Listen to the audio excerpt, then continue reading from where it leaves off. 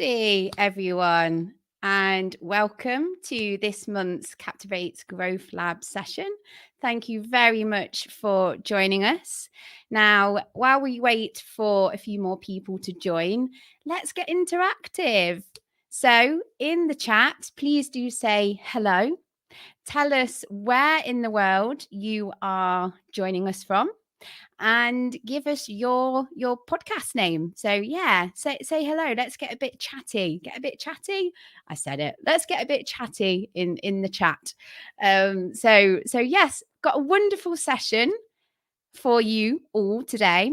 So with me, I have the wonderful Anna Xavier, and they will be teaching us how we can better use our analytics to help us grow our podcasts.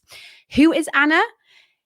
Anna is a skilled podcast producer and is also the founder and CEO of The Podcast Space, an online podcast consultancy agency where she works with female entrepreneurs. So just as a reminder, there will be a Q&A session at the end. So if at all you have any questions throughout, post them in the chat. The only thing that we ask is if you can put question in capitals at the beginning, get my teeth in, at the beginning, because then it just makes it easier for me to pick them up at the end. So I can see some people saying hello. Who have we got? Frugalpreneur, Sarah St. John. Oh, hello, Sarah. We met at, where were we? Denver, Podcast Movement. Thank you very much for joining. Hey, Sarah, great meeting you at Podcast Movement. This is Sarah from Dallas. Of course, your show is Frugalpreneur. We have Danny Brown. So obviously, if you're a Captivate user, you're probably familiar with who Danny Brown is. Most of you will be talking to him in the chat. So hello, Danny, all the way from Ontario, Canada. Wonderful. Who else have we got? Focus and Bloom. Hey, from Raleigh, North Carolina. Focus and Bloom podcast. Very nice. Hello from NYC. Not sure if I should say the name of your podcast because it does include a swear word. Sally. Hi, Sarah. I'm in London. Our Plant Stories podcast. Hello, Sally. I do. Yes, we met at the podcast show London, didn't we? And it was great chatting to you. Who else have we got? The 4 Degrees to the Streets podcast. Hello, Washington, DC. Nemo, welcome. Thank you for joining us. Some more tech legacies. I can't wait to hear from Anna. I know, me too. Very excited for this one. Let's pick one more as well. Tuning in from Dallas. Wonderful. Well, thank you very, very much for joining us. And yeah, getting chatty in the chat. I'm going to go with that now. Let's get Anna onto the stage. Hello, Anna. Hi, Sarah. Hello, everyone. I'm so excited to be here and to see so many familiar faces and names on the comment section over there and so many new ones. So hello, I'm super thrilled to be here. Wonderful. And how is your morning so far? Because it's later in the day for me in the UK, but is it early morning or? Yeah. Here in Dallas is just about past 10 a.m. So all I've done was just getting ready for this session. And so just really pumped to talk about data in a way that gets you excited, not like starting the day with talking about numbers, y'all. We're not doing that. Thanks for the confirmation there, Anna. Right. So I'll hand the stage over to you. I'll just get your slides up. Awesome. But yes, I'll hand it all over to you, and I will join you at the end for a Q&A. So just as a reminder, just aware that some people might have joined after I said this, but we will be doing a Q&A session at the end. So all we ask is throughout, questions may pop up. So just get them in the chat, but just put question in capitals to make it easier for me to pick it up. Right, I've blabbered on far too much, Anna. I'm going to remove myself and hand it over to you. All right. Well, thank you for that. And by the way, yes, please write down the questions in the chat because I know that if you're waiting until the end, you're probably going to forget them. And there's always that like little bit of a delay between me talking and you hearing me. So let's make sure that we're getting those questions as soon as they come up. And so let's see if the tech is on our side and we can get a smooth transition. And there we go. All right. So I would love to know. I'm looking at the chat right now. When are we thinking about looking at our analytics and our numbers? Are we team one where we're like, oh my God, no, this is boring, ew? Or are we team two where we're like actually excited because we feel like data is almost like a little bit of like a gold mine sitting in our podcast dashboard? So I would love to hear if you're team one or team two. Just put the number in the chat and see how we're feeling. All right, team two. Yes. Okay. These are my people. Wonderful. Wonderful. All right. So hopefully my goal here at the end of the session is to get you to team number two. At least most people. You can still look at numbers and be like, but hopefully at the end you're like, okay, I hear you. I know how to use things. All right. Okay, we're team one, but want to be team two. All right, we'll get to that at the end of the session. All right, quickly about me. We'll get out of that out of the session in a second. But just quickly about me, I'm the CEO of the Podcast Space, which is a podcast agency, as Sarah mentioned. We support podcasters who tend to be female entrepreneurs or minorities who are multilingual. I'm originally from Portugal. I also lived in London, and I'm based in Dallas, Texas. So a shout out to all of my people in Texas as well. So through founding the podcast space back in 2020, I realized that there's so many amazing entrepreneurs who have ideas, who are incredible, who have podcasts, they're fantastic, but like analytics aren't really like their thing. And they're kind of like, it doesn't sound as exciting as talking on the microphone, but truly these are the key foundations of creating successful content. So I've worked with podcasters all over the world and through all types of actually like concepts and topics, which has provided me such a wonderful insight into what can be done. So my first podcast was back in 2008. So imagine the technology back then. Like honestly, today we're so I don't know, like in such a good place, right? Like we're so lucky to have technology that today is just so easy to use. Back then when I was studying journalism, technology was not easy at all. So trust me when I say that we're really lucky. And then one last thing that I say is that I've worked with quite a few brands to help podcasters just like you create content that is really educational but exciting and helps you grow. So that's absolutely what we're going to be doing on this session. So moving into a few limiting beliefs. And the reason why I'm going to be talking about these is that we all come with preconceived notions about numbers, what they mean, and where they may be taking us and how we feel about them. And that may be really crushing our intentions and our goals for the show. And so going through these will really help us get into a good place. So we're not starting with a clean slate on the after these kind of slide, but I feel like we're going to be in a better place. So basically, I want you to look at what success looks like, and I want you to stop thinking that you need to have thousands of downloads to have a successful podcast, or that you need celebrities. I'm going to be talking about one of my clients who is a hyper local podcaster, and so how she's using the show to actually grow her business here in Texas.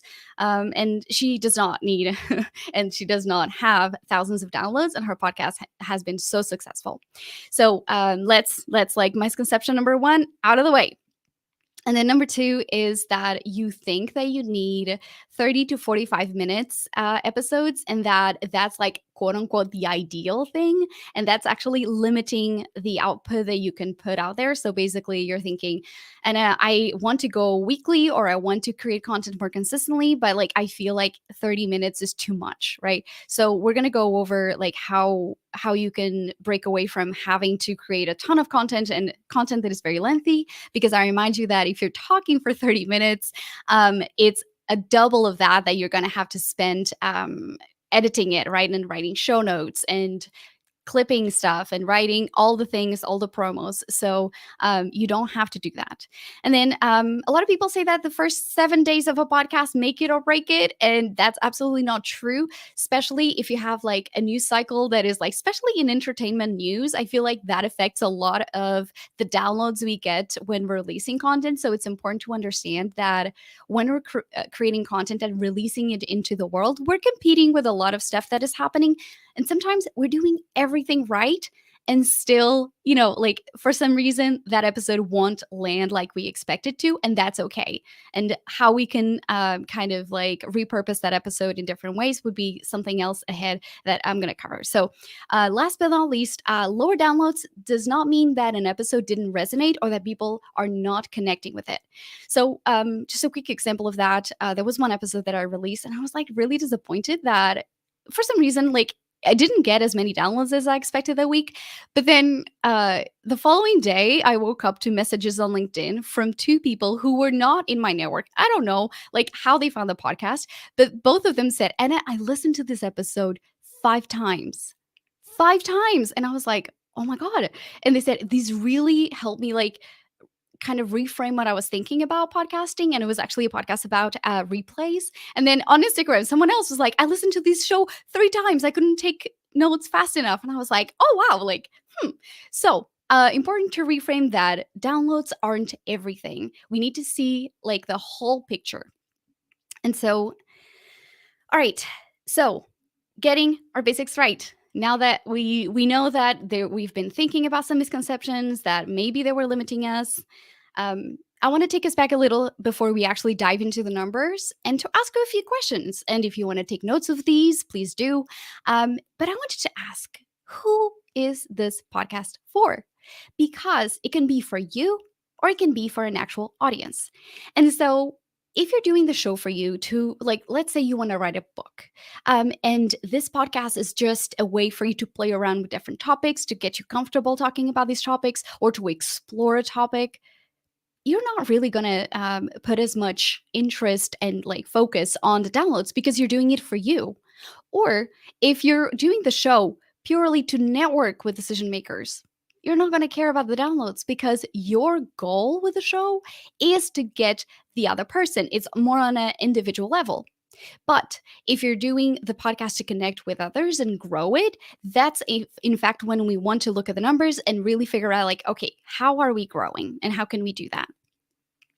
And very, very important is that I notice when I'm coaching clients that they kind of don't take in consideration the size of the audience that they have. So let's say if you're a C-suite coach, your audience for someone who is on that high level, it's not going to be as big as someone who has a podcast about life coaching, right? Like we can imagine the millions and millions of people who would listen to inspirational content or life coaching podcasts, but they are not maybe in a C-suite position. So it's not going to resonate with them.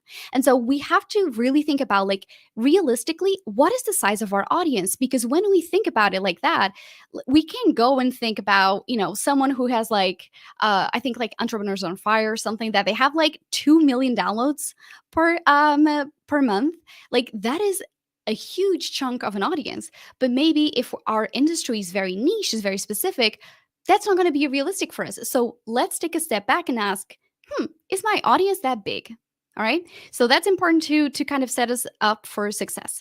And then when we're looking about goals, have you really looked at your numbers, and have you, when in the beginning of the year or when you launched the podcast, maybe you didn't say anything, maybe you don't have goals. So when we're looking at audience growth, in order to figure out if things are working or not, we have to have either benchmarks or numbers. And so it's not just saying I want to get 1,000 downloads or I want to reach 1,000 people. It's when do I want to reach that by? And is that on an episode level or is that on a podcast level? So when you're making that decision, it's super important to understand that if we're looking at like getting that, for instance, like at the end of the month or at the end of the quarter, because if you have like, for instance, some money to invest in advertising and push the podcast, or you're trying to do the organic route, we're looking at growth completely differently, right? And so the path to that is going to look different, but also setting up, again, expectations. We have to set up expectations. And then be realistic and authentic, right? So, how much time do we have available to create new content? Or how, let's say, we thrive best, like if we don't like creating a ton of content all the time, what is a strategy that's going to get us there? And so if we want to release content on a weekly basis versus monthly basis, we're going to get more downloads if we get our content out on a weekly basis versus a monthly basis. But maybe if we miss 3 weeks out of that month because we can't commit to creating content consistently, that's going to impact our growth. Okay, so I'm going to have a sip of water. I'm going to get into this dashboard and how we need to start reading it. I would love to hear from people on the comment section if they're so far all of this is resonating, if that makes sense, if they're getting ahas, or if they're like, Anna, I knew that already. What are you talking about? Okay, so basically, as we are looking at our dashboard, I feel like most people are looking at this number, the unique listeners number, by the way, which is not really common for most podcast platforms. And it's funny because every time I'm on social media and I'm screenshotting and talking about the numbers and going through explaining and breaking it down, everyone's like, oh my God, what platform are you using? This is so cool. Not everyone has a Captivate account, so they don't have access to that data. So that's really neat. So when I'm looking at 4 people listening to my show today, I think, oh, wow, 4 people were listening to my podcast while I did. And I think about like all the things that I did. Normally it's either I'm in meetings or, I went for a walk with my husband, or maybe I was DIYing. And I'm thinking, okay, if you're using a podcast for business, I'm thinking a podcast is almost like hacking life because these people are listening to the content while I'm doing other things. So for me, when I look at the last 7 day, to me, when I'm thinking, wow, 59 people, when was the last time you spoke to 59 people in 7 days? Like, likely you're going to be telling me like, I didn't really have the capacity ever to speak to 60 people. Fair. So your podcast is doing that for you, right? So whenever we're thinking, we have to reframe our thinking and think about like, unless we are obviously like people who have big followings and stuff, like this is great data, right? We have to be looking and comparing it with what we can do on a daily basis and look at these numbers. So then next, quickly, we're going to go, I want you to start looking into these percentages. So basically, I think that when we're looking at growth, sometimes it's like really hard to look at numbers and think about like, 104, that's not a lot. But when we're looking at percentage growth, it just suddenly starts getting more exciting. Like, what caused this to grow? And so in my case, for instance, I like putting in perspective everything that I've been doing in my business and thinking about it like holistically. So for instance, I've been doing a lot of live events and sessions like these. So I know that I'm going to have people who are going to subscribe to my show right away, people who, put on their notes to listen to my show, but it's going to take them a few weeks until they're ready to listen to the show. People who are going to binge through my content right away and listen to all the episodes. That happened this week. And so it's important to look at the numbers and think about like, what did I do this week? What has happened that can explain these episodes? Maybe I had a guest and they had a big following, or maybe I just for some reason resonated with this episode a lot more and pushed this episode a bit more. So that's important to just keep that in mind. All right. So I asked my client, Lori, to send me screenshots of her data. And looking at these graph, it's really interesting because we're seeing, growth overall. There's some, some spikes. For instance, here, I know that she was, her content was featured on a website that was kind of like making like a compilation of podcasts that were about aging. And so Lori's podcast is about aging, and she is a senior living consultant. So she's using her podcast to do a few things. So one, whenever people call her, because she helps families navigate senior care, whether that's, for instance, like someone fell and needs rehab, or someone has Alzheimer's and needs to go into a memory care facility. So someone that like a facility that's specialized in that. So a lot of the content that she does is also to educate people, because a lot of of people don't understand that there's differences. And in the UK, I know it's different. In Portugal, where I'm from originally, is the same thing, where like there aren't a lot of options. And so a lot of the content helps to educate people. So when she gets a phone call, she's like, okay, I understand what you're saying. Let me send you a link to the episode where I break down exactly like that type of care. And then if you have additional questions, you can talk to me, right? Other things that have happened as well, we're looking, for instance, at, she had a spike here at 2,000 downloads per month.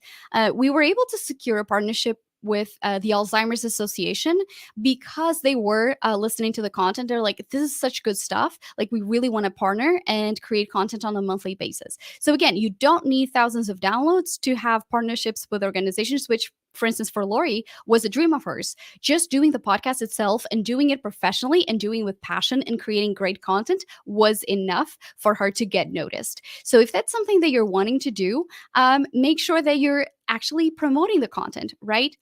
Now, something that I wanted to keep in mind is that actually there's an arrow here in January of 2023 onward. So basically, Lori's husband had a stroke. And what happened is that she's now the caregiver for her husband. She's running her business. And in case you didn't know, depending on the severity of a stroke, your life can be completely changing upside down. And like, it's a long road to recovery. So we were like, okay, Lori, your husband is, obviously changing your life. You have to change your priorities. But if I'm saying, look at this, January, big spike, April, big spike, July, growth. Like, we're seeing consistent growth. And you're like, Anna, on a weekly podcast, how can you do it? So here's what we did. We looked at how her life circumstances were happening. And we're like, okay, what is the best strategy to keep consistent going? And so we used, and you're going to be blown away by this, since the beginning of the year, I was looking at the data and we used 40% of replays. And so when you're thinking, I'm really overwhelmed, I want to continue publishing, but I don't know what to do. When I tell you that all of this, we've seen this growth and we used a huge percentage of replays. So you don't need to be constantly pumping out new content in order to grow. So what we did was we looked at her circumstances and we're like, okay, if your husband is right now, for instance, in ER, and we're trying to navigate that because it's scary. And when you're going through that, it feels like there's a lot of information that you don't know. And so what we did, we talked about this and we agreed that, okay, you're going to be documenting what's happening. So some of these podcast episodes were recorded when she was in the room with her husband on her phone. And we turned that into a podcast. So whenever you're feeling overwhelmed, think about like, what is the minimum viable product that I can create while my life is happening? And so what has happened actually is that not so much on social media, like engagement, hourly engagement, but Lori started getting so many emails, and she's wonderful. She emails me all of the time because she knows she likes celebrating. I love celebrating with her. So what she does is she will message me. It's like, oh my gosh, I just got a phone call from the head department of whatever. They listened to this episode and now they want to do a session together. And so basically, we are changing how we're doing content, but we're seeing growth, and her engagement from her community has grown because she leaned in with what was happening at the time, and she didn't just say, okay, I'm just going to stop podcasting at all, right? So looking at podcast growth, instead of just thinking, oh, the podcast has to be 40 minutes, the podcast has to be, fresh content. It doesn't need to be. So we need to make decisions about trends and things that are happening. And I'll talk about that in a second. But again, 1,200, 1,400 downloads, it's still consistent growth. We'll go into the questions at the end, Fanny. So basically, when we are, I'm looking at the comments, by the way. So basically, when we're looking at the fresh content and versus replays, when you're looking at the episode performance on the analytics tab, you'll be able to select a few episodes. So here's what I did. I looked at the gray one is the replay, and then the other three are fresh content. So as you see here, the replay is performing really well. And here's what we did. For those who don't live in the US, Medicare, we did an episode about Medicare, which is, how would I put it? It's almost like the NHS for seniors and retirees, or people who have disabilities. So basically, you have to enroll every year. And so we knew that that period was coming. And so what we did every year, we done, I think, 2 episodes for the past almost like 4 years. And every year we either do a new episode if there's new stuff, or we do a replay. And that episode is doing very well because we look at the data. And again, also from experience, Lori knows that she always gets these questions from Medicare, and it's actually a really complex topic. And this episode is really long, so people seem to be listening and really enjoying it. So again, what happens when you just do replays? All right. So we're looking at people still listening, and here's why. It's important to think that your audience is not static. We all like to think, obviously, that we just keep adding on, but we sometimes lose people. We sometimes gain people, and people who were listening in, this year maybe didn't listen to us, didn't find us until April of this year, or sometimes they were here already, but they just never listened to that episode because life happened and all that. So it's important to know that it's possible to create content and consistent, because again, these were all replays. You're not seeing just like low downloads. This is average for what she gets.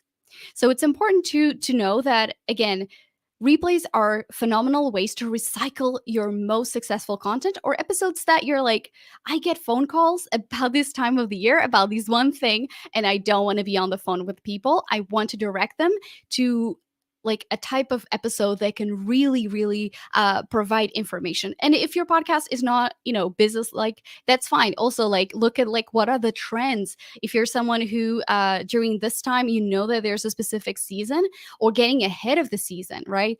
So for instance, for Lori, we know that we're getting very close to Thanksgiving over here and Christmas. So we know that we're going to be releasing episodes about, what are the red flags if you're going home to meet your parents. What are some things that you need to be thinking about ahead of visiting your parents, to look if everything is going all right, if they need some sort of assistant, right? So, quickly moving on to the daily trends. And this, my friends, I love this graph because there's a huge difference. If you haven't, make sure that you're going onto your analytics, because having the access to understand your unique listeners and the downloads is phenomenal. So basically, there's a difference, and I want to focus on here on the left. So we have this day we had 85 downloads and 70 unique listeners. What this means normally is that most people listened to very, very little episodes. So basically, it was like almost like roughly one download per listener. And again, people can replay, but there wasn't a lot of people replaying this. But over here, look at this difference. What this means when we're looking at this is that we had 28 people that listened 225 times. So when we're looking at the data, and it's like, what does this mean? What this mean is that basically either people were replaying a lot of the same episode multiple times, right? They've listened to it again and again, or maybe actually two more things. One, they are a new listener who is going through our whole catalog, right? They're like, "Ooh, I just found out Lori's podcast, or whatever insert podcast, and I'm going to go through the podcast episodes and I'm going to listen to everything, and I'm really wanting to just figure it out, like what are all the episodes that I want to hear." Or alternatively, maybe you got featured somewhere and you suddenly got a surge on new listeners. This is where you will get more downloads, and this is the most beneficial for people who already have a very extensive catalog of content. This is really hard to get when you have, let's say, like 15, 20 episodes. When you have over 35, you're really going to be seeing a difference, because people are going to be consuming a lot of your content. And how we're going to be doing that, I'll have those tips in a minute. All right, so it's time to ask you, do you guide new and existing listeners through your content? Do you mention episodes? Like, for instance, I use this tip a lot of times. So when I'm thinking about an episode, I go into the planning mode and I think, okay, what are the related episodes that I can pitch on the episode? And I actually talk about them on the show. And I talk about a number. I don't say, oh, I think there's an episode about it. I think I covered it. Look in the catalog. No, make sure that they know where to go. So whether that's in the show notes, and sometimes I think about like in the heat of the moment, oh wow, there's like a great episode. So instead of stopping the recording, I just say I'll make sure that I include the links in the show notes. And this actually works because I have been talking to a few of my listeners to get a little bit of market research. And they said, absolutely. Every time you say there's this episode that is related, I'm there, I'm listening. And I was like, awesome.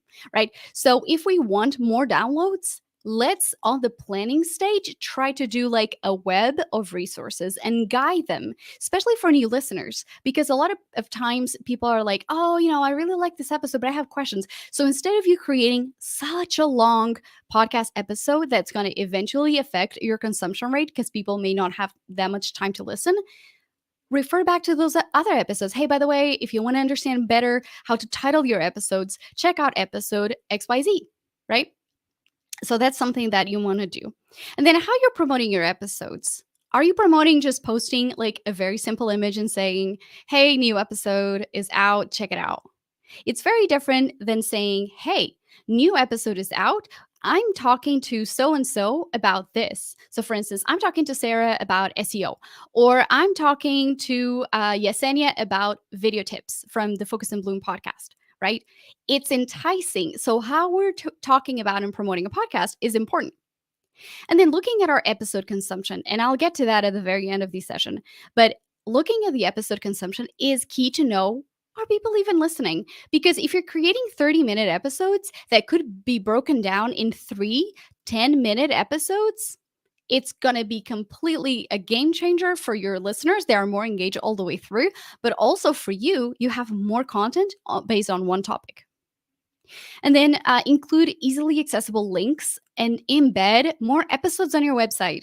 So remember, new listeners, if they find you on Google, you want to make sure that you have multiple episodes that they can play. They don't have to click through. Don't make them go through the hoops. Just make sure that if they want to access a link, it's directly to something that can be played quite easily and quite quickly. An example for me, I put the players on my episodes on my website right at the very top. So I'm not making people scroll through the whole page to play. And then know your most popular episodes and trends. That is what we're going to get into for a second. I'm just going to be having another sip of water, and then we're going to get into that. I see that there's a lot of questions. I'm super excited to dive into those. So quickly on talking about like how to promote these. I think this is super important to cover. And not for the reasons you may think. So basically, when we're looking at here on the Apple Podcasts, we can't really see the numbers very well, but it says, I think 87%. So basically, it's a high percentage of people that are listening on Apple Podcasts. And where you are in the world, this will vary. So for instance, I know that here in the US, a lot of people have Apple devices, right? So, Apple Podcasts, iTunes, they're going to be the choice, right? The episodes that people are going to be the devices that people are going to be playing the episodes through. So I know that in Europe, people have Android, so they tend to also use Spotify. Here in the US, we're seeing a growth in the Spotify world as well, but like Apple devices still are strong. And then in Asia, people have their Androids, but there's a lot of dedicated apps built in the phones. And that changes from China to India to Malaysia. Like there's so many different things. So you want to make sure that whenever you're looking at also like where they're tuning in from and make those decisions. Because if you're talking like, and a clear example of how I use this is I know that if I want to push people to rate and review the podcast, I probably want to do Apple Podcasts because I have a bigger audience. So if I'm doing an effort to market my podcast and get some people to do something about it, I'm going to do Apple because there's just a bigger pool of people that are likely to do that. And then on like next on, like they have the mobile app, and then they actually look on the desktop browser, which is actually the Captivate player. So what these tells me, it's again 82%. So this is a high percentage. And I'm like, all right, so people are probably multitasking, people are probably out and about. So I'm not going to be delving into a lot of data, a lot of numbers, or if I'm telling them a lot of information, I need to kind of like frame the moment and be like, all right, I'm going to be talking about something really, really important. So, listener, just pay attention right now. Stop multitasking, close those tabs, and listen right now. Take pen and paper, pause the episode, right? Like, I'm giving a lot of like preparation so that they can really focus in. So that's like a really easy way to use data like this. And so does location matter? I'm going to kind of like go through these quickly. I don't want to bore you with these stats, but when people say, especially at the end of the year, on when those like Spotify, your year-in review comes out, I hear a lot of people saying like, "Oh wow, I had like I have a global audience." Yes, we do have a global audience, but what does that percentage say? And this is where it's important. Like to me, I see that nearly 87% of my audience comes from the US. So whenever I'm looking at publishing times, I don't publish the episode in European times, even though I'm European. I look at the fact that like probably I'm going to be aiming at Eastern time. So I'm making sure that the episode is out when people in the East Coast wake up. So and the same thing for my marketing efforts. If I'm publishing content, I'm making sure that I'm publishing content when the US is awake and out and about, right? And then next is that 92% of the countries, 92% of the listeners are in countries that speak English as the official language, right? So we have United States, United Kingdom, Canada, and Australia. That makes sense. And here's why. I'm based in the US. I used to live in London. I have a huge network in London. I have clients in Canada. I have clients in Australia. I'm originally from Portugal. So, of course, it's there. So every single time I'm thinking about my decisions, even though I'm Portuguese, I'm not going to look at that because that does not matter to the overall picture in terms of percentage. It's almost insignificant.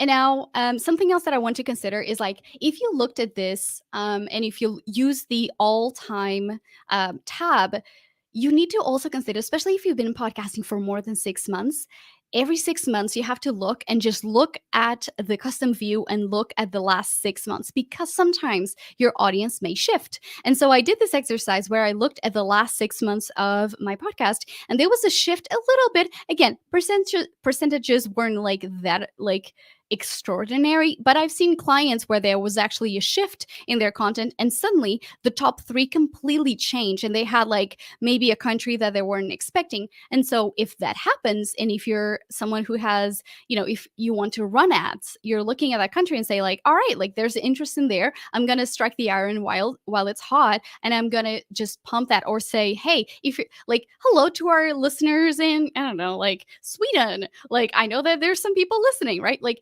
make them feel included and excited, and talk about stuff like this on the show. It's super important. It's super exciting. And now, something that I thought really interesting, because one of the things that I thought was super interesting was that I hear all the time, and I want to top the charts. That's one of my goals. And I'm like, okay, awesome.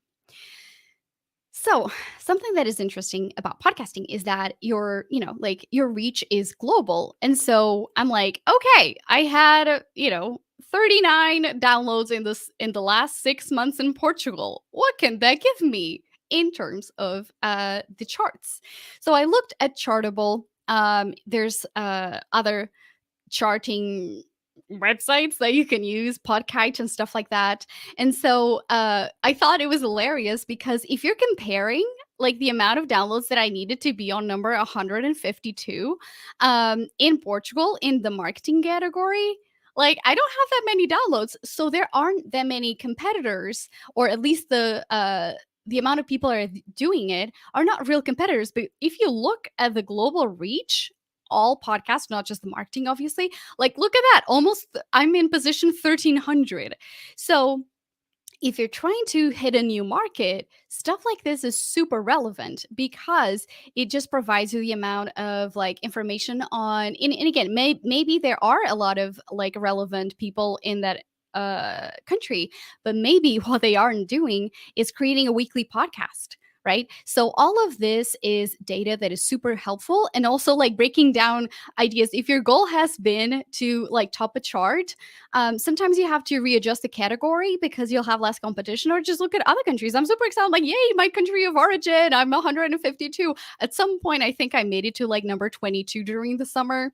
So, like those, if that's what you're looking for, it can be something exciting to look at. All right, so I'm going to be sipping some more water, and this will be almost like the second to last thing we're going to cover. All right, so quickly, I know that you can barely read this because the image isn't showing that much. But so when we're looking at our episodes, we want to make sure, like for instance, on the all-time view, to see like what are the most popular episodes overall. So we're going into the total downloads, and so of course, like I filter this through the highest downloads. And here's the things that I found out. So when I'm looking in since the beginning of the episode, here are the trends that I see. And this is what you want to start considering looking at. So again, I always mention the 7 goals you can set for your podcast. So no surprise here that this episode is actually the top performing, because I'm always mentioning this is like a foundational episode for not only podcast beginners, but also medium level, because sometimes the podcast isn't working. And that's like something that is important, is to go back to your why, like we went in the beginning of the session, right? So a few things that are going to happen all the time. Your trailer and your first episode are always going to be performing well, unless you have like a super famous guest, and like, like those are just your safe like episodes. They're always going to be showing up there no matter what, because people want to like play the trailer to find out what if these podcasts is worth listening to, or what these podcast is about, like your energy and all that. Ooh, my chair is sliding down. And then next thing is like the first episode. Who are you? What do you do? What is this show? What is your journey? What's your story? These are things that are super important. So if you're thinking about launching a new podcast, or revamping your first episode, which don't do it, just keep that raw, like a reminder of like where you started. But if you're wanting to start a new podcast, like these are things, or if you are a podcast strategist, because I know a few of you are here and you do podcasting consulting too, like make sure that you're telling your clients, hey, people are going to be listening to this. So really pack that episode with exciting stuff that people may not find anywhere else about you. And so other things that obviously, like the first episodes you release are always, because cumulatively they're going to be having more downloads, but then you have some surprises. Here, I released an episode in July. It says 10 listener secrets every podcaster needs to know about. And here are some secrets that I know that I do in order to get more downloads on specific episodes. So some things that I think not everyone thinks about is like, okay, when you're titling your episodes, and I have an episode on this, which we will make sure that we include that in the Growth Labs page at the session. Always title your episodes as if they were questions that people were typing, right? Like, what is this episode about? Don't be vague. Don't try to be too clever. People decide what they want to listen through these episodes. So you want to make sure that as they are going through, they know exactly what they're going to be expecting for new and existing podcast listeners. So you're tailoring the journey by saying, all right, this episode is about this, and also include numbers. People love numbers. People love the word you. People love the words that are like key, secret, like things that will do, positive growth. So basically, that's everything that I've done here. So 7 goals you can set for your podcast. And then another one that would be, for instance, these 9 locations we will get your podcast immediate visibility. I know these are hot topics. My community wants more visibility on their podcast. And this episode was super practical. It was super short. I think it was under 10 minutes. And people were emailing me like, oh my God, I never thought about this one place, that one place. And I was like, awesome, right? So understand why people are coming to you, and look if that has been really like, and again, you can go and change your titles. If you think like, actually, I didn't do such a great job at titling this episode, change it. it's fine. And then also I want you to think about, like, I did solo episodes, which are great ways to tighten your relationship and intimacy levels with your listener, because you're talking to them. Like, people message me all the time, like, oh wow, like it's like you were in my head this weekend. And I was like, yes, I know. I know, I've been hearing this from podcasters. So things that I know that I are commented on, posts, people that message me and say, like, I'm struggling with this. These are things that will resonate with people. And so, and if they don't, why was it? Maybe the title wasn't that obvious. Maybe the news cycle was like, blowing up, and it was just like all the things happening. And so people then never got to your episode. So whenever you're looking at your titles, think about, like, did I look into all of these? So what does this mean to you? We want to make sure that, you are actually promoting the episodes that you want listeners to listen. And what this means is, if you are a consultant, are you promoting more the interviews with other people than the ones where you're actually breaking down your expertise? Because that's something that I feel a lot of podcasters struggle with, because, or maybe they never did a solo episode because they struggle with that idea that they have to, it's like, oh, it's me, it's yucky, I don't want to be in the spotlight. And so they unconsciously promote and put more effort toward promoting episodes with guests. And they're forgetting that, like, the whole reason why they started the podcast, the goal was to create more intimacy and more growth with their community, and create that, like, connection where someone is listening to your show and is like, oh my gosh, like, my friend Becky has this problem, I have to send this podcast to her, right? And so think about that. And then, which episodes are getting unexpected traction?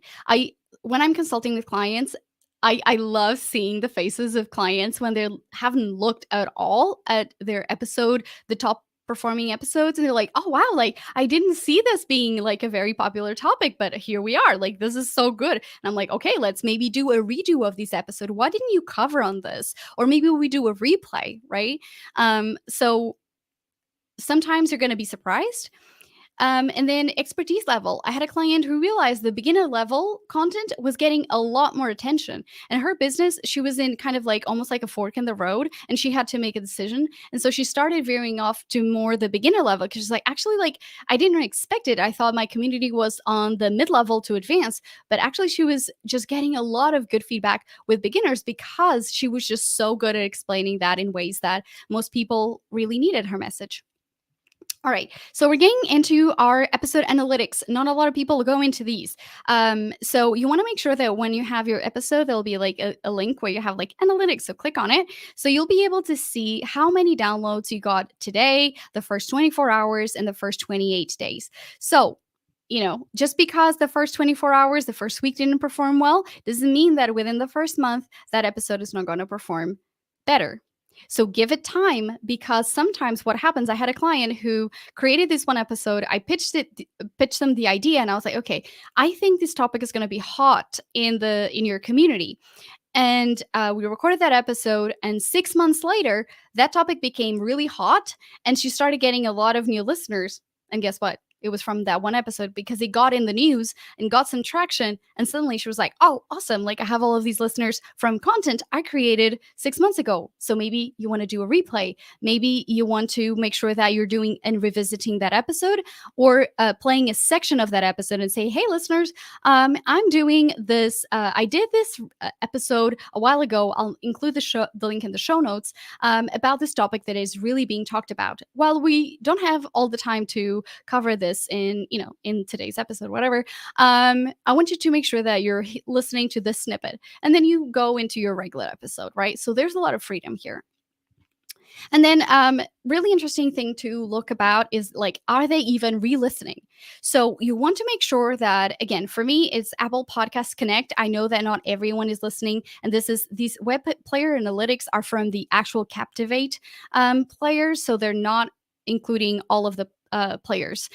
So if people are listening on Apple Podcasts, go to their analytics tab. These are really, really good.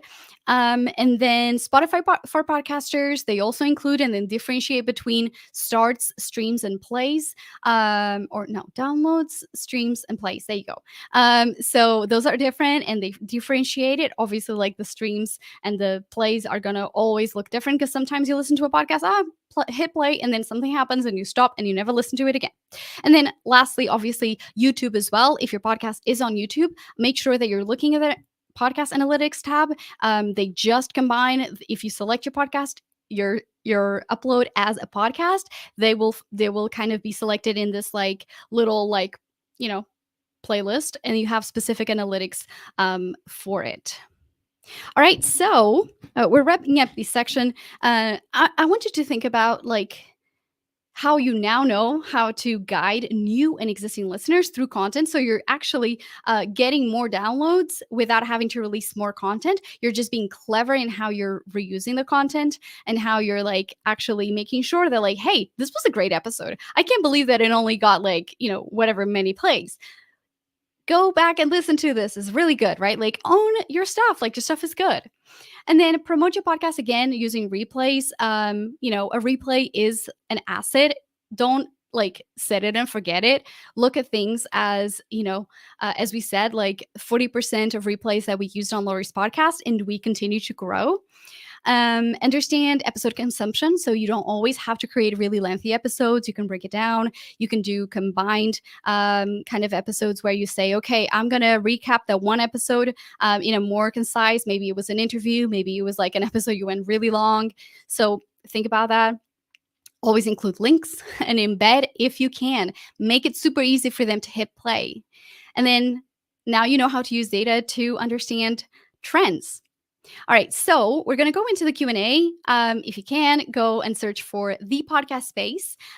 So make sure that you're following the podcast. Also, you can get all the links to all of the different platforms on the podcastspace.com/podcast.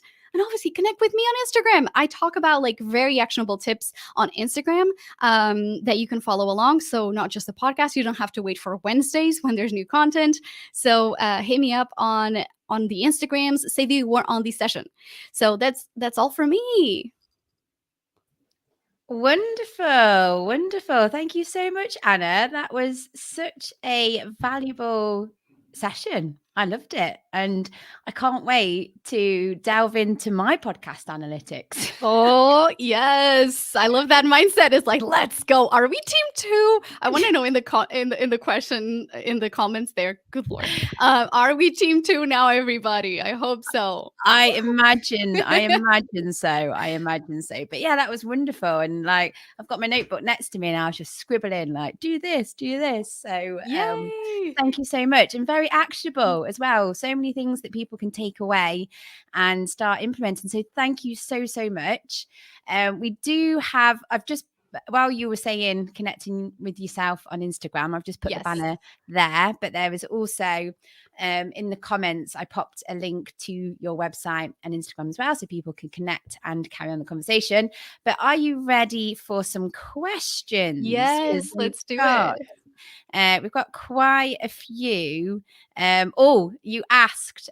So I believe Sally at the beginning was team 1.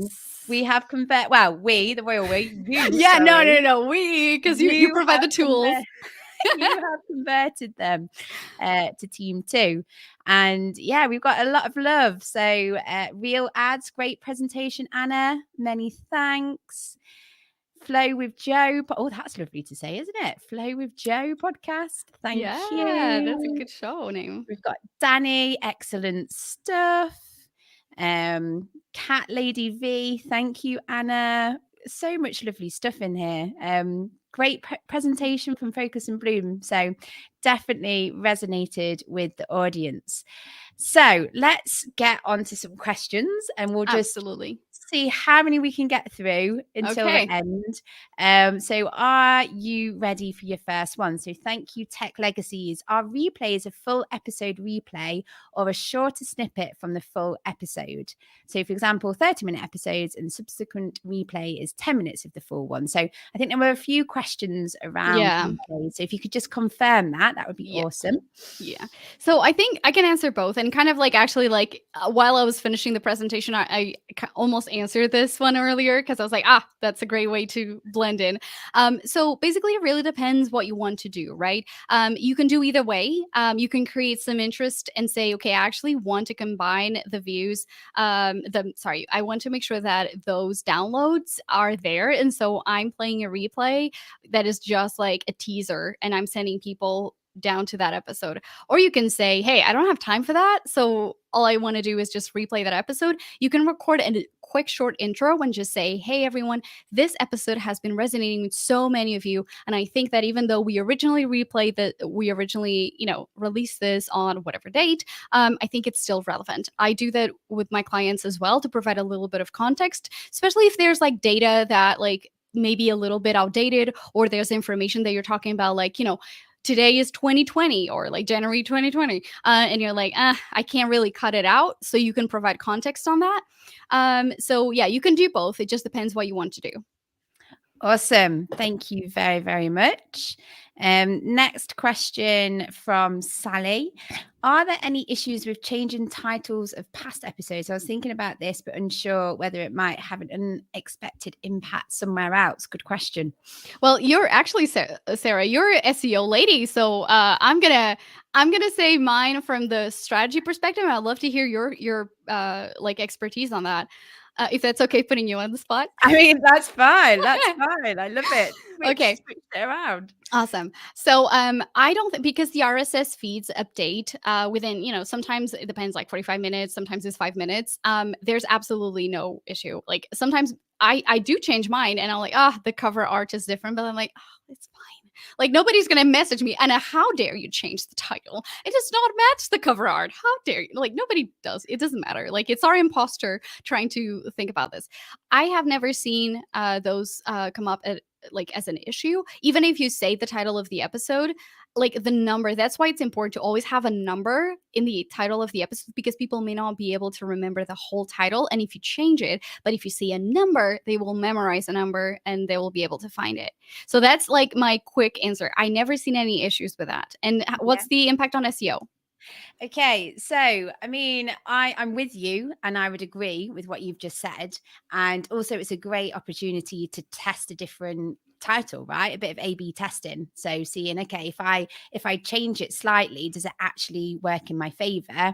The only thing that I would stress is if you are using a keyword in there, and I stress that you do. So I always recommend that when people are planning their episodes, they use a keyword research tool, pop a topic in to find out what people are searching for, right? So as long as you're not taking away a valuable keyword that people are searching for, then you're fine, because like you've got to think about discoverability and how people come across your podcast. So that's the only thing that I would say to be mindful of. Yes. And just one more on that, and we can go into the next question, but I'll just wrap it up.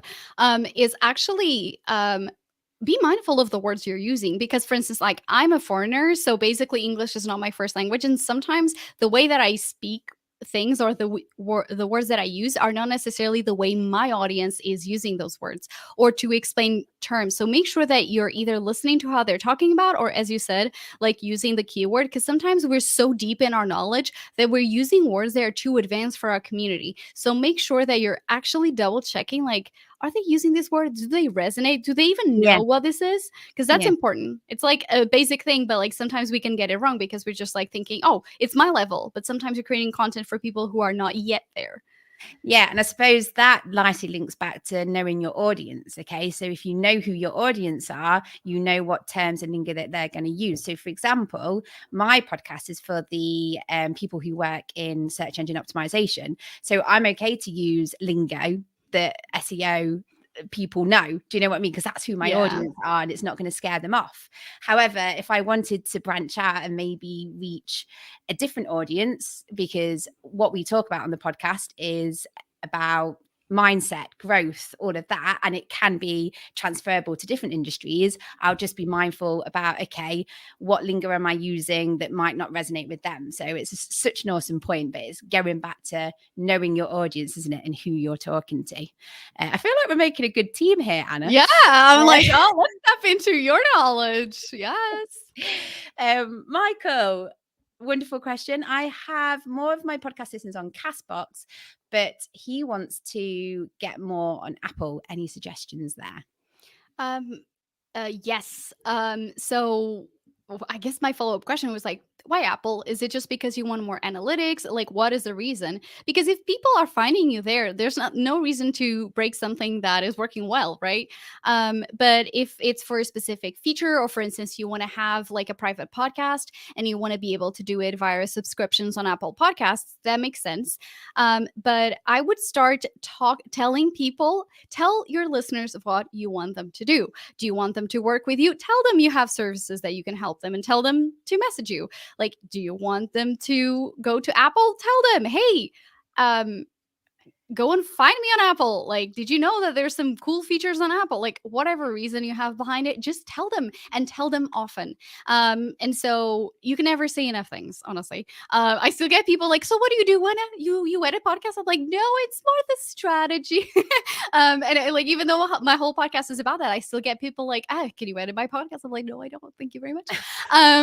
So, just think about like, what is the reason for that? Just make sure that you're not thinking, Apple Podcasts, you find it that like there's like these perceived value, because again, if the tool is doing the job, if you're getting downloads there, carry on doing that. So that would be something to consider. I suppose it comes back to not don't fix what's not broken, maybe. Yeah, exactly. If it's working. Because just a side note, it may be that like your audience does not have an Apple device, right? Like, if they don't have an Apple device, don't expect them, like, again, in obviously, like, when you're on Castle, see if that actually has details about which listening device, which most have, where are people listening? Because if the operating device is not an Android, if it's not an Apple, you're gonna have trouble convincing. And if you really want to move to that, well, get more people that are on Apple's charts there, and start engaging with them. Maybe you collaborate, you tell them to promote your podcast, whatever it is. But yeah. Wonderful. We have another question from a Matthew Bliss. Before I read out their question, I would just like to share this, because they've put that they've recently found the podcast space and they love your approach to the show. Aww. They are an editor and producer breaking into my own business, and they are learning a lot from your approach. So just wanted to share that with you. But yes, so Matthew's question is, how much editing do you do in your show, Anna? I mean, this is a great question. All right. That's a great question, and I'll tell you why. Because I actually have a reel coming out where I'm like, oh my God, like, I really love your approach. And I'm like, I tell people I don't do much editing on my show. Like, there aren't that many like snazzy transitions. Like, y'all, I don't even have like music and voiceover. I ad lib my outro every single time. I have a sound effect that is like, a couple of seconds long. Like, I don't add like sick transition, zoom in, zoom out. Like, I don't do any of that.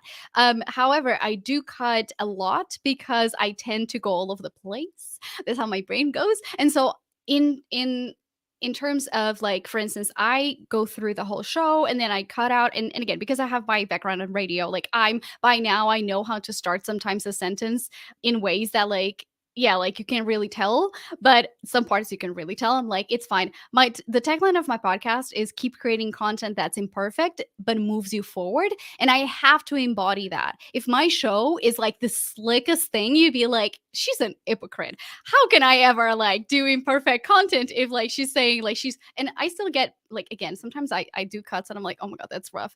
But like, I am trying to embody creating content that is a little imperfect. So you're coming for the content. You're not coming for my sick, like, neon sign or like, or my like slick cuts.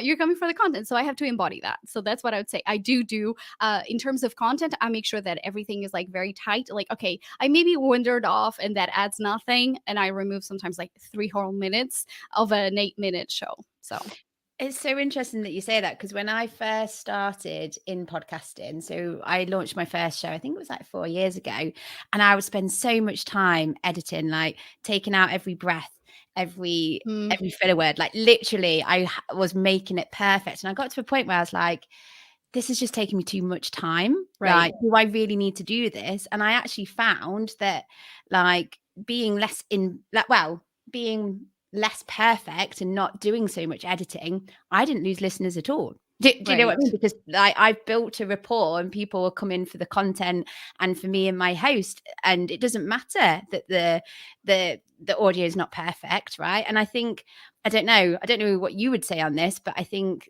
podcast as a medium, it can lend itself to being more casual and more chatty and more informal, and it doesn't have to be so super slick.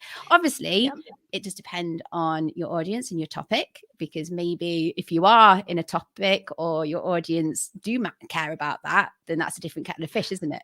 Right, but like they're not coming from me for that.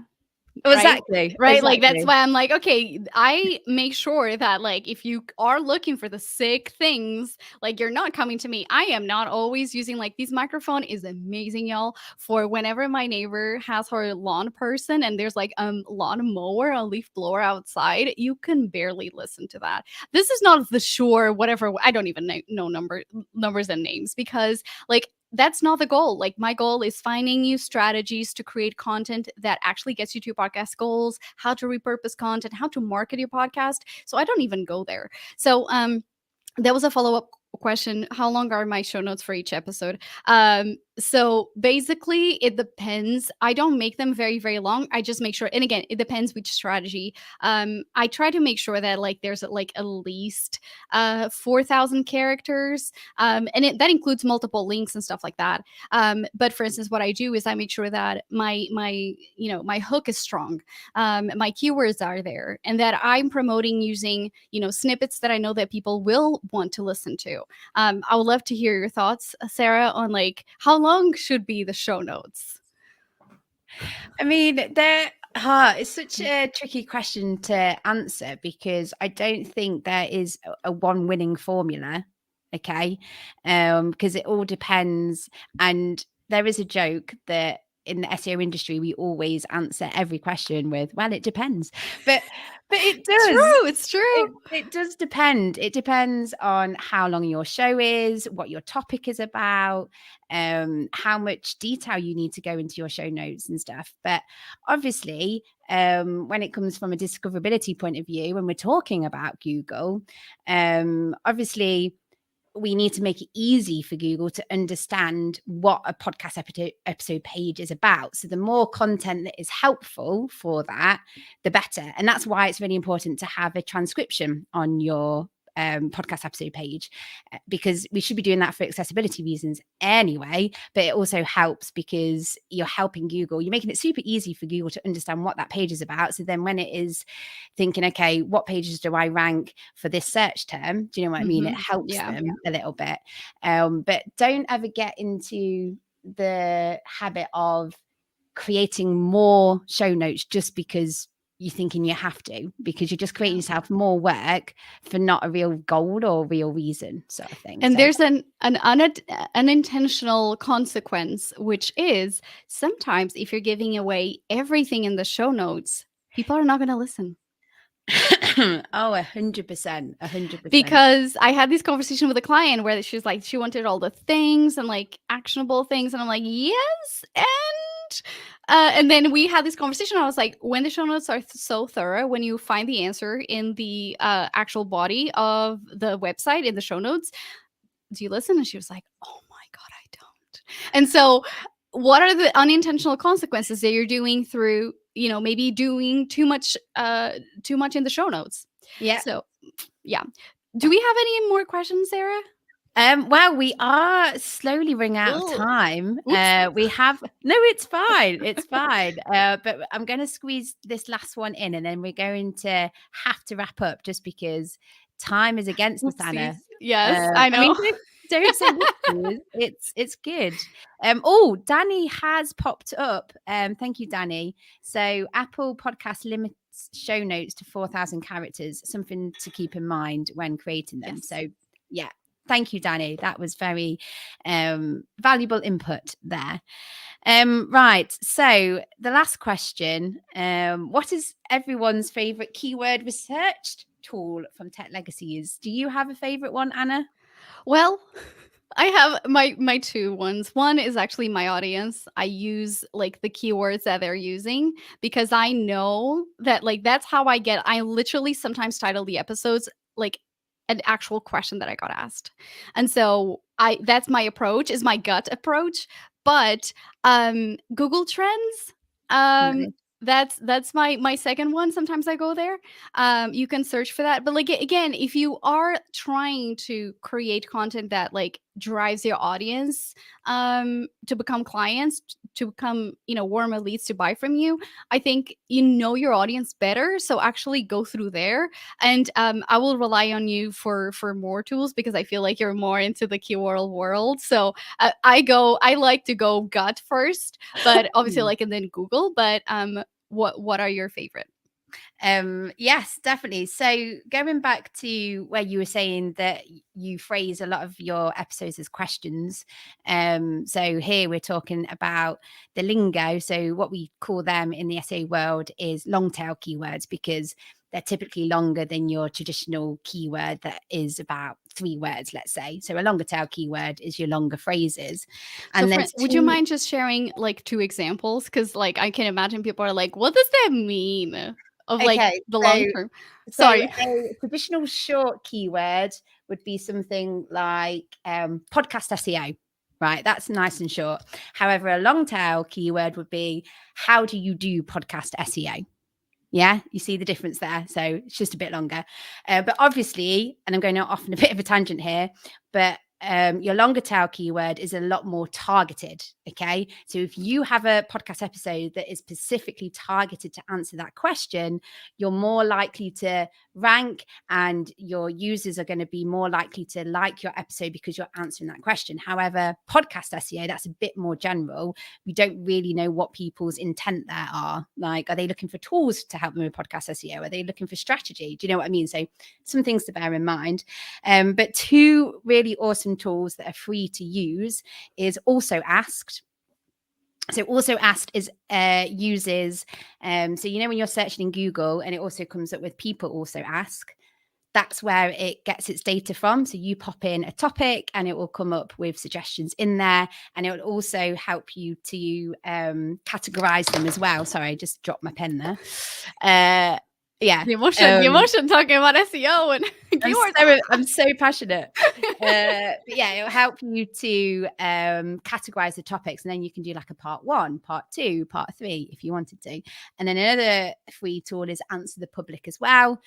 It gets its data from, you know, when Google auto suggests. So when you're typing something in and it auto suggests what you want to search for, basically.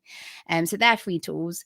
But yeah, I mean, there's loads out there. Basically, the ones that you pay for, you just have more fancy features. And do you need them for what? Like, at the bare minimum, you just need a tool to be able to, you pop in a topic, it spits out what people are searching for with search volumes, right?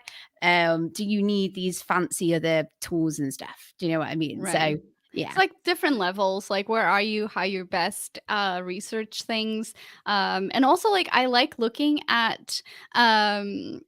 I like looking at things in ways that I'm like, okay, what is no one talking about? And this is where I get the massive wins. It's not about like some clever SEO. And like, what am I uniquely qualified to talk about in ways that like I know I'm gonna win listeners and turn them from occasional listeners into super fans really quickly.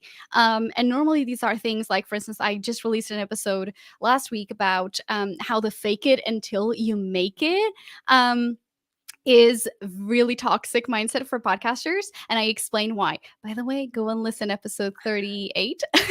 It's the latest one. So like that is an example that not that many people are talking about. This is about mindset, but it has consequences on a lot of podcast like processes and mindsets that, you know, I was like, oh, I really see this all the time when I'm working with clients. Therefore, I think I want to create content about this. And that episode has been growing on YouTube a lot faster than most. So, you know, like if you know, like go with a gut feeling, even though sometimes I had episodes I released 2 years ago, not episodes, articles I've written. And then I got emails like, I never heard anyone talk about this. Like, somebody email me. Like, they put time in their day to do that. So it's worth looking at that. Wonderful, wonderful. And I'm so sorry because their questions keep coming up, but we're going to have to wrap up at some time. What I urge you to do is so Yes. in the chat, and I'll pop it up one more time. But there is Anna's website. So head on over to thepodcastspace.com. If you're not already, go and follow yourself on Instagram as well. And any other questions that we've not had time to cover today, Yes. get to Anna there, and I'm sure you'll be happy to answer them, right? Yes, absolutely. I would love to. So, yes, thank you everyone who joined. Thank you. It was so good to hear your ahas and your wonderful messages. I'm looking forward to really connecting with you. So, yeah, Wonderful. thank you. And as a reminder, so this session, once it comes to an end on YouTube, it will be available in Captivate's platform. So I've put a link in the chat as well. If you're new to Captivate and you don't use Captivate, you can sign up for a free trial where you get access to everything, including Growth Labs. And that includes Anna's session once I upload that one, but also the past ones as well. So thank you so much, Anna. It's been such a wonderful session. Thank you, thank you, thank you. And thank you to everyone for joining us around the world. It's been wonderful. Thank you. Right, let's end the stream.